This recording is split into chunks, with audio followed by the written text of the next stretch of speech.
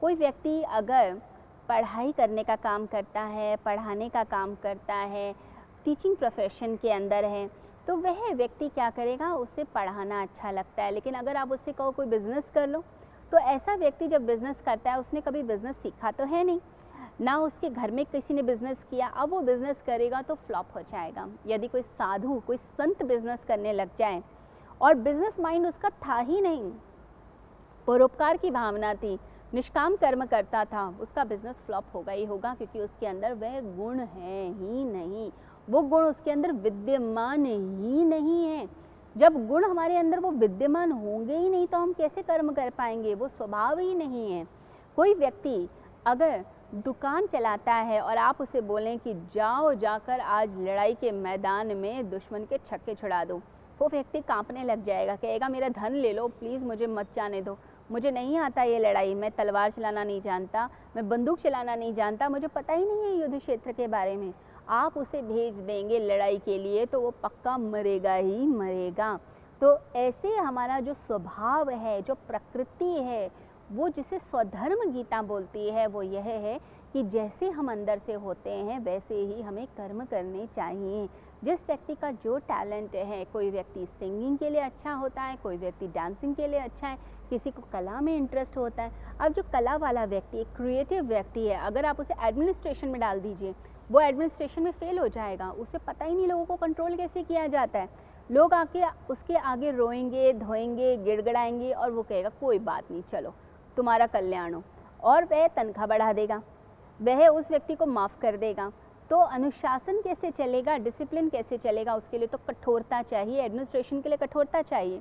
और कठोर व्यक्ति को आप कहिए कि तुम डांस करने लग जाओ, तुम चित्र बनाने लग जाओ, तो वो कैसे बनाएगा, उसके अंदर वो लोच ही नहीं है, उसके अंदर वो फ्लेक्सिबिलिटी ही नहीं है।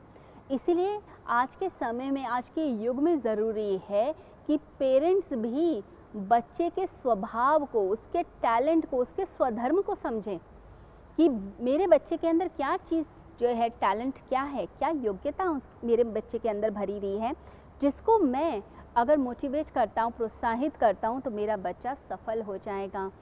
है क्या, समाज में जो चीज़ें चलती हैं, जो धारणाएं चलती हैं, हम जिस प्रोफेशन में होते हैं या फिर जो हमें आसपास दिख रहा होता है, हम अपने बच्चों को उसी में ही ढालना चाहते हैं। एक बच्चा जो है, उसका टैलेंट कुछ और क्रिएटिव चीज़ों के अंदर है, या उसे टेक्नोलॉजी में बहुत ज़्यादा इंटरेस्ट है। अब माँ बाप डॉक्टर हैं, अब पेरेंट्स जो डॉक्टर हैं वो चाहते हैं कि बच्चा मेडिसिन की पढ़ाई करे, पर बच्चे का इंटरेस्ट ही नहीं है, बच्चे से हो ही नहीं रहा है, या बच्चे के माइंड को आप इन्फ्लुएंस करने लग जाते हैं। वो बच्चा जो बहुत अच्छा कोई क्रिएटिव डायरेक्टर हो सकता था, या कोई अच्छा चित्रकार हो सकता था, या वो टेक्नोलॉजी में आगे बहुत आगे बढ़ सकता था, वो बच्चा अब फोर्सफुली जब मेडिसिन पढ़ने लगता है, वो डॉक्टर तो बन जाएगा, वो शायद थोड़ा बहुत सफल भी हो जाए, लेकिन वो अंदर से खुश नहीं रहेगा, वो अंदर से हमेशा दुखी रहेगा। उसके अंदर हमेशा ये बात रहेगी कि काश मैंने अपने उस टैलेंट पर काम किया होता, आज मैं ज़्यादा संतुष्ट और तृप्त होता।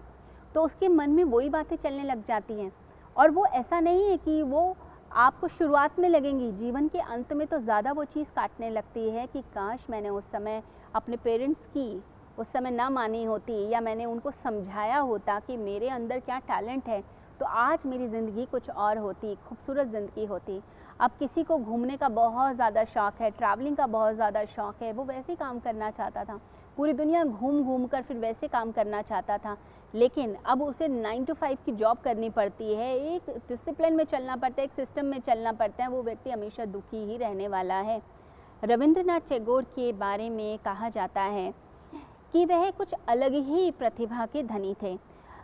उनके घर के जो लोग थे वो उन्हें पुश करते थे कि वो भी कोई डॉक्टर, इंजीनियर या कोई बहुत अच्छे साइंटिस्ट या प्रोफेसर बन जाएं, क्योंकि उनके सारे भाई बहन जो थे वो बड़े ही टैलेंटेड, चमकते हीरे माने जाते थे फैमिली के अंदर। तो उनके घर का रूल था कि हर बच्चे के जन्मदिन पर उनकी माता पिता डायरी में कुछ उस बच्चे के बारे में लिखा करते थे। तो जब रविंद्रनाथ टैगोर का जन्मदिन आया, बर्थडे आया, तो उनकी माता ने उनके बारे में कुछ लिखा। अब माता लिखे या पिता लिखे तो उसकी वैल्यू होती है, क्योंकि उन्होंने जन्म दिया है, बच्चे के बारे में ज़्यादा जानते हैं। उन्होंने, उनकी माता ने, उनकी मम्मी ने रविंद्रनाथ टैगोर के बारे में लिखा कि मेरे सारे बच्चे तो चमकते सितारे हैं, लेकिन रवि से यानी रविंद्रनाथ टैगोर से मुझे कोई उम्मीद नहीं है, क्योंकि इसका तो स्वभाव ही सबसे अलग है। ये तो अपनी अलग ही दुनिया में खोया रहता है, अपने गीतों की दुनिया में खोया रहता है। मुझे डर है ये कुछ ज़िंदगी में कर पाएगा कि नहीं कर पाएगा। और अगर आज हम देखें, उनकी माता ने उनके जो टैलेंट है, उसके स्वभाव के बारे में लिखती हैं कि पता नहीं कुछ कर पाएगा या नहीं कर पाएगा। लेकिन आज के समाज में, आज की दुनिया में अब हम देखें तो उनके जो चमकते सितारे थे, जो चमकते हुए भाई बहन थे, जिनके बारे में कहा जाता था वो बड़े सक्सेसफुल हैं और कोई बहुत एक हाई पोजीशन पे हैं, आज हम उन लोगों के नाम भी नहीं जानते हैं। और हम नाम अगर जानते हैं तो रविंद्रनाथ टैगोर का जानते हैं, जिन्होंने अपने स्वधर्म पर, अपने स्वभाव पर काम किया और उन्हें नोबेल प्राइज़ मिला अपनी कविताओं के ऊपर। तो उस व्यक्ति ने अपने स्वधर्म पर काम किया, अपने स्वभाव पर, अपने प्रकृति पर काम किया, जो उसका बेसिक नेचर था, कविता लिखना, क्रिएटिविटी। उस क्रिएटिविटी पे इतना भरोसा किया, उसमें पूरी तरह डूब गया। अकेले रहकर, अकेले जंगलों में बैठकर व्यक्ति मनन चिंतन कर रहा है, उसके अंदर कुछ दिव्यता उतर रही है, परमात्मा का प्रकाश उतर रहा है। और वह वो जो ज्ञान है, वो जो उसका काव्य है, जब वो इस संसार को देता है तो संसार के अंदर एक तहलका मच जाता है, एक जादू सा हो जाता है। ये स्वधर्म का चमत्कार है, स्वधर्म का मिरेकल है। तो भगवान श्री कृष्ण अर्जुन को भी ये समझा रहे हैं। सांख्य योग के अंदर जो तीसरा सिद्धांत है सांख्य का, जिसमें बताते हैं अपने स्वधर्म को पहचानो अर्जुन। अर्जुन एक क्षत्रिय है, जिंदगी भर लड़ाइयाँ लड़ी, युद्ध की ही प्रैक्टिस हुई। अब जो व्यक्ति आर्मी का एक बहुत बड़ा ऑफिसर हो, कमांडर हो, उसकी ट्रेनिंग ही ऐसी हुई है, उसे बचपन से वही सिखाया गया है, वही माहौल में वह जिया है, इतने युद्ध, इतनी लड़ाइयाँ उसने विजय प्राप्त की, उसे सिखाया ही यही गया, अस्त्र शस्त्र का ज्ञान सिखाया गया हो, बंदूकें सिखाई गई हों, तोप, मिसाइल, ये सब सिखाया गया हो। और अचानक से वो व्यक्ति जो आर्मी का बड़ा ऑफिसर है, वो बोले कि नहीं अब तो मैं साधु बनूंगा, मैं माला जाप करूंगा, तो आप कहेंगे आप अपने स्वभाव के विपरीत काम कर रहे हैं, ये आपका स्वभाव ही नहीं है। जो व्यक्ति बचपन से जो है धार्मिक अनुष्ठानों में लगा हुआ है, उसका स्वभाव है वो उसने ज़िंदगी भर किया, वो उसी में खुश रहता है। लेकिन जिसका स्वभाव ही युद्ध का हो, जो क्षत्रिय स्वभाव का हो, जिसके अंदर एक अलग ही आक्रामक रुख हो, वो व्यक्ति अगर कहने लग जाता है कि मुझे अब ये नहीं करना है, तो इसका मतलब है इस समय वो परेशान है, दुर्बल महसूस कर रहा है, कमज़ोर महसूस कर रहा है, इस सिचुएशन से भागने की सोच रहा है। तो हम जब सिचुएशन से भागने की कोशिश करते हैं, वो जो कायरता आती है, वो हमारे अंदर कभी संतुष्टि नहीं ला सकती। तो जो व्यक्ति स्वधर्म में जीता है, अपनी प्रकृति, अपने स्वभाव के अनुसार जीवन जीता है, वो व्यक्ति ज़्यादा खुश रहता है।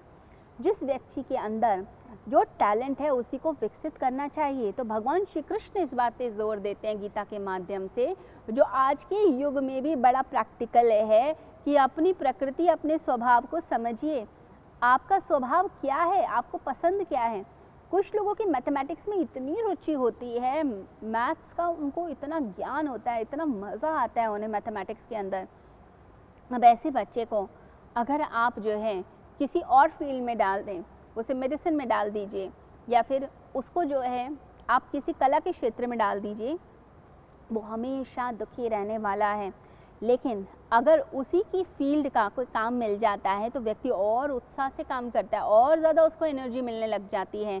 तो भगवान श्री कृष्ण यही समझाते हैं गीता के माध्यम से कि आपके अंदर का जो टैलेंट है, आपकी जो प्रकृति है, आपका जो स्वभाव है, उसके अनुसार अगर आप काम करेंगे तो ज़िंदगी में विजय प्राप्त करेंगे।